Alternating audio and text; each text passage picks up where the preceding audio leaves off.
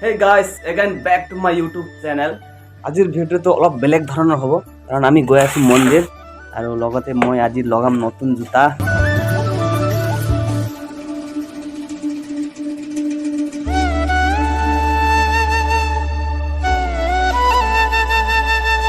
Finally জোতা চোতা লগাই মেলি শেষ হৈ গ'ল। এতিয়া আমি ঘৰৰ পৰা ওলাই আছো, গতিকে আপোনালোকে ভিডিঅ'টো চাই থাকক।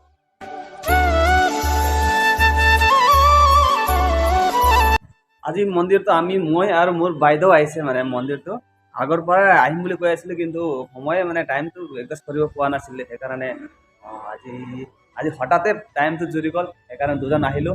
আৰু ইয়াৰ পাছত এইটো হনুমান মন্দিৰ হয়, আপোনালোকে চাব পাৰে। আৰু ইয়াৰ পাছত আমি গৈ আছোঁ পদুমণি থান।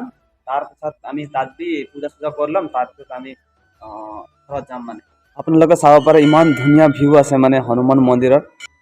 হনুমান মন্দিৰটো গগামুখৰ পৰা অলপ আগত আহি কিনে লেফ্ট ছাইড সোমাব লাগিব আপোনালোকে। বাইদেৱে তাত পূজা চূজা কৰি কিনে এতিয়া হৈ গ'ল আৰু ইয়াৰ পৰা আমি ওলাম। আপোনালোকে চাব পাৰে ইমান ধুনীয়াকৈ মন্দিৰ বনাই থোৱা আছে। ইয়াত চাব পাৰে হনুমান মন্দিৰ। এই মন্দিৰটো মই আগে পিছে বহুত বাৰ আহিছোঁ, আপোনালোকে ভ্লগত চাইছে চাগে। সেইকাৰণে মই আজি পূজা কৰা নাই, কাৰণ ভাত দি খাইছিলোঁ বুলি সেইকাৰণে পূজা চূজা কৰা নাই। বাইদেৱে কৰিলে আৰু ইয়াত চলি আছে আমাৰ ফটোশ্বুট। এইবিলাক ক'ৰ হয়? তেজপুৰ। ইমান দূৰৰ পৰা আহিছে নেকি? ইমান দূৰৰ পৰা মন্দিৰ চাব আহিছে সিহঁতে, ভাল লাগিছে। ওচৰত হৈ কিনেও বহুত মানুহবিলাক অহা নাই মানে মন্দিৰত, ইমান দূৰৰ পৰা মন্দিৰবিলাক আহিছে মানে ভাল লাগিছে।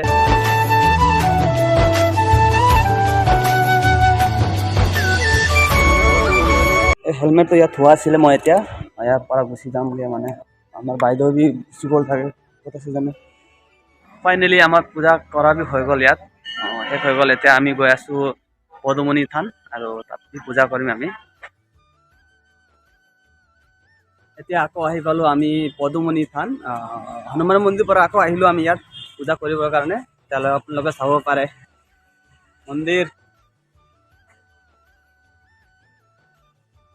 মন্দিৰৰ দৃশ্যবিলাক চাব পাৰে আপোনালোকে। বাইদেউ ভিতৰত পূজা কৰি আছে, মই বাহিৰত বহি আছোঁ মানে চাব পাৰে আপোনালোকে।